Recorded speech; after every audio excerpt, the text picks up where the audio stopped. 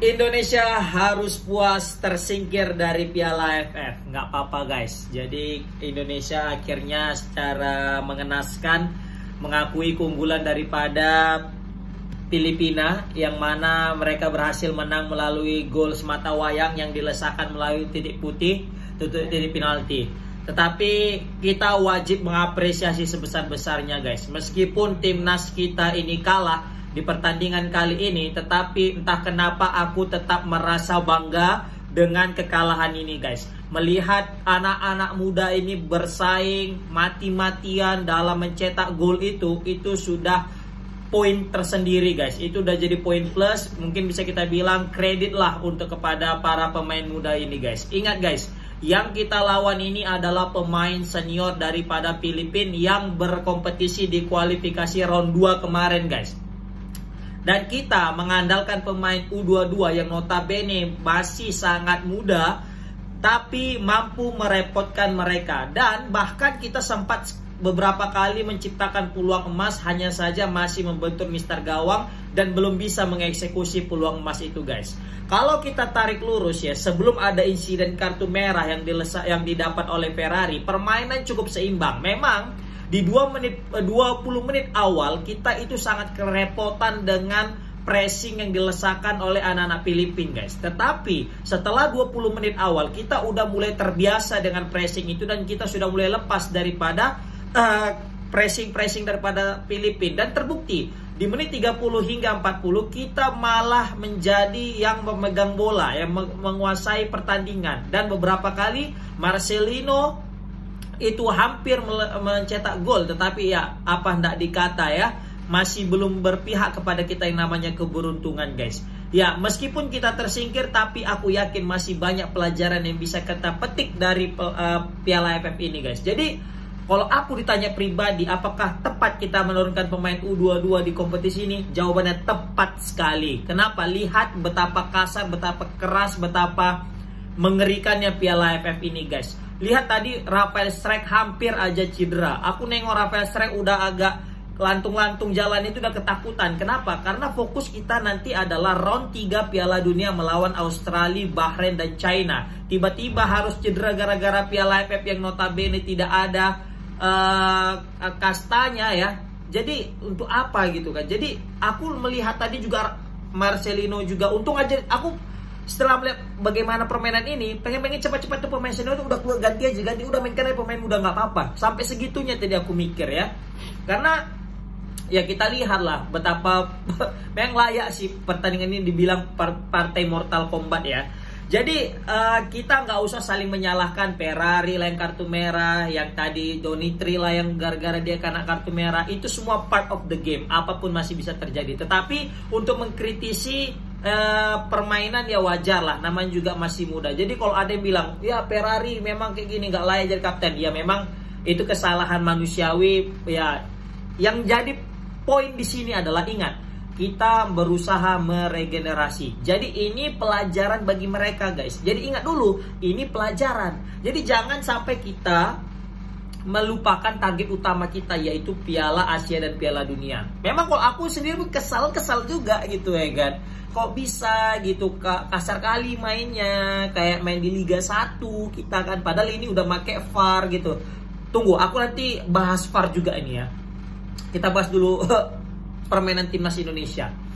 Untuk dari kiper, asli aku salut, respect, heads off banget sama kiper kita Cahya Supriyadi, kiper Bekasi FC, ex Persija Jakarta. Kalau nggak ada doi, kayaknya mungkin kita lebih daripada 2 atau 3 yang kebobolan guys. Tetapi penyelamatan dia itu asli luar biasa. Ketenangan dia mengambil keputusan, bagaimana dia bisa membaca suatu peluang, itu luar biasa. Cahya Supriyadi guys, nggak ada obat. Kemudian untuk trio back kita, Donitri, Kadek dengan Ferrari, sebenarnya ini 3 back yang cukup menjanjikan sih menurut aku ya. Di antara bagaimana starting line up yang selalu berubah-ubah yang dilakukan oleh Coach Sintayong untuk merotasi pemain, tetapi 3 back ini selalu menjadi andalan, dan aku tetap respect kepada 3 back ini, terlepas daripada kesalahan yang dibuat Donitri dengan Ferrari guys. Ya, Donitri memang mesti kita akui tadi dia sempat mengangkat tangannya, tetapi lagi-lagi tadi itu kalau kita lihat replaynya guys, siaran ulangannya. Bahkan aku melihat tadi itu kayak kena dada ya. Kalaupun memang betul kena, itu tidak kena tangan, tetapi kena dada sehingga berubah arah bolanya. Nah, itu menurut pandangan aku. Tapi menurut pandangan kalian, komen di kolom komentar guys. Untuk Kadek asli tenang banget. Ini calon back masa depan kita guys. Lihat tadi dia itu cara dia ketika di pressing, dia tetap tenang, dia tetap cool, dia tetap fokus. Ini di usia yang masih muda ini dengan di press dengan pemain-pemain senior, ini menandakan bahwasanya mental anak pemain U22 setelah AFF ini bakal jadi keren guys. Yakinlah sama aku guys. Yakinlah sama aku ya. Kemudian untuk Ferrari memang kurang beruntung. Dia ya namanya juga masih muda. Inilah salah satu kelemahan daripada kita menurunkan mayoritas pemain yang sangat muda. Kenapa aku bilang kelemahan? Karena biasanya anak-anak muda itu sangat sulit untuk mengontrol emosinya. Dan terbukti di pertandingan kali ini mendapatkan provokasi dari pemain lawan. Ferrari kehilangan batas, kehilangan kontrolnya, dan dia langsung melakukan tindakan yang seharusnya tidak layak untuk ia lakukan. Apalagi notabene dia sebagai kapten ya. Tapi tak apa-apa, ini menjadi pelajaran penting. Gak apa-apa buat kesalahan di Piala AFF. Ingat, tempat kesalahan terbaik kita buat itu adalah di Piala AFF. Jadi nggak apa-apa. Kalau menurut aku ya udah nggak masalah gitu loh. Dia buat kesalahan, mau Donitri, mau Ferrari, mau semua buat salah. Memang Piala AFF adalah kompetisi yang ditujukan untuk membuat kesalahan sebanyak-banyaknya. Biar nanti di Piala Asia dan Piala Dunia dia tidak lagi melakukan kesalahan. Dia belajar banyak. Aku yakin Ferrari tadi dia keluar aja udah kesal dan emosi. Dan aku yakin juga ini menjadi pembelajaran yang sangat bagus untuk pemain-pemain kita di kemudian hari guys. Kalau untuk Asnawi, waduh, kita bingung juga nih Asnawi. Padahal main di Liga Thailand, kita berharap banyak daripada Asnawi dengan Arhan ya. Kita berharap banyak dari Asnawi dan Arhan, tapi kayaknya masih belum bisa memberikan kontribusi yang lebih baik. Aku kalau husnuzonnya mungkin karena partnernya adalah pemain muda, jadi belum bisa nyetel dengan permainan Asnawi. Tapi kalau misal Asnawi main di klub itu tak kenapa kok bagus gitu. Mungkin karena level kawannya bagus-bagus ya. Untuk Arhan, ya aku nggak tahu juga ini Arhan. Memang Arhan yang kita butuhkan cuma lempar lembingnya aja sih menurut aku ya. Memang ada juga beberapa kali, tetapi nyaris tanpa banyak kontribusi Arhan. Memang kalau dari ngototnya main, aku tetap apresiasi Arhan guys. Kalau untuk Arkan Kakak pasti banyak sekali yang ngehujat Arkan Kakak. Tetapi entah kenapa menurut aku di pertandingan kali ini melawan Filipina, dia itu lumayan loh. Lumayan ketimbang melawan Vietnam, lawan Laos, dan lawan Myanmar. Mungkin ini salah satu pertandingan terbaik yang dimiliki oleh Arkan Fikri guys. Kayaknya lihat, ini udah mulai nampak efeknya guys.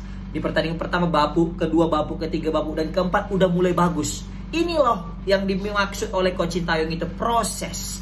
Membutuhkan regenerasi. Lihat, yang awalnya mentalnya masih buruk, tetapi di pertandingan terakhir kali ini Arkan Fikri menunjukkan kualitasnya guys. Walaupun masih banyak sekali umpan-umpan yang gak jelas, tetapi itu lebih banyak, sudah mulai berkurang umpan-umpan gak jelas itu guys. Dia lebih tahu sekarang cara menghandle bola guys. Kalau Maulana asli, ini salah satu pemain terbaik di laga ini bersama dengan Hanan guys. Maulana asli, ini dia sebagai penyeimbang lini tengah kita guys. Makanya tetap kalem lini tengah kita. Marcelino seperti biasa superstar kita. Memang sangat timpang sekali kualitas Marcelino dengan pemain-pemain yang ada. Jadi wajar kita nganggap beliau ini superstar kita. Untuk Rafael Strike juga kelihatan dia tidak terlalu ngotot, dia lebih hati-hati karena dia tahu ini bukan prioritas. Untuk Hanan juga hampir tadi kena kartu merah ya. Sebenarnya untung kali tadi kita itu kena kartu kuning atau kartu merah ya. Makanya kiper Filipina tadi itu cedera gitu kan.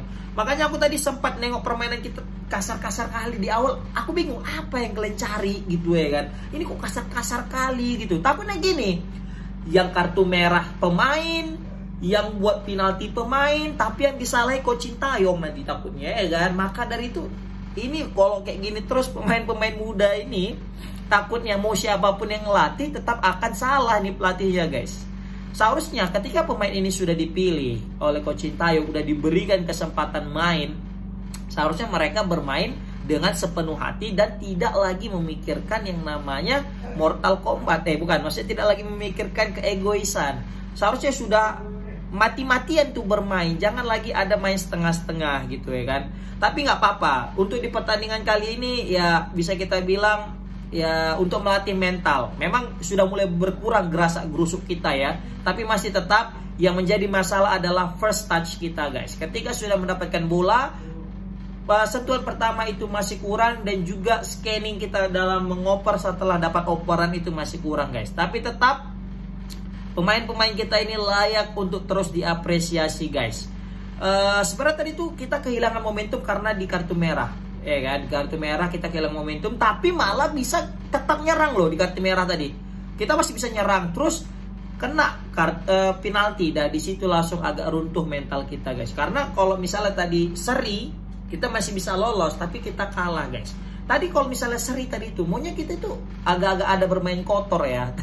Jadi jatuh, buang-buang waktu. Tapi kita nggak melakukan itu. Tapi aku tetap apresiasi. Itu namanya sportif ya. Mantap, mantap, mantap. Namanya juga masih muda ya. Jadi bagus mereka. Tadi memang ada peluang Arkham Fikri, tapi masih melambung, nggak masalah. Ya, tapi jelas sih. Di sini bisa kelihatan emosi daripada pemain lokal kita itu masih perlu ditata guys. Ya kan, contoh lah Justin Hubner, meskipun dia pemainnya agak brutal, tapi dia bisa menjaga emosi tidak terlalu offside. Ya kan, kita lihat dia menjaga Albuhel, tetap tetap kasar, tapi nggak cenderung emosi sehingga melakukan tindakan yang anarkis gitu ya kan. Pokoknya Hanan Ahmad Maulana itu keren lah pokoknya. Baru juga untuk terakhir kita bahas VAR. Kalian setuju apa enggak? Coba kalian komen ya. Ini VAR AFF ini ngaco bro saya. Kenapa aku bilang ngaco? Ini nggak ada pernah nampak tayangan ulang VAR-nya. Dan ternyata VAR-nya kan katanya di Malaysia. Gimana ceritanya wasit bisa menilai kalau misalnya VAR-nya aja jauh di mata gitu ya kan?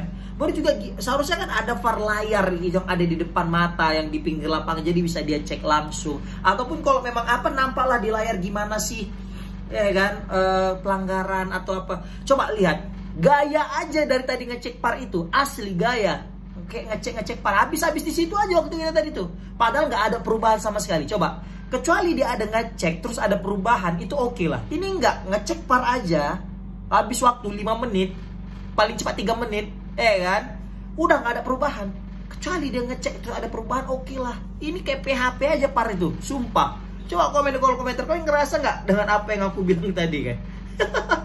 Nah, jadi tetap kita dukung pemain-pemain muda ini, nggak ada masalah. Komen di kolom komentar gimana menurut kalian tentang kekalahan timnas Indonesia gagal melaju ke babak semifinal. Tapi menurut aku ini juga udah bagus. Jadi jangan pernah mikir kita dulu niatnya nurunin pemain muda ya kan, biar nambah jam terbang, tiba-tiba ngejar target biar jadi juara. Jangan gitu. Ingat tetap kepada moto kita untuk menambah jam terbang. Assalamualaikum warahmatullahi wabarakatuh.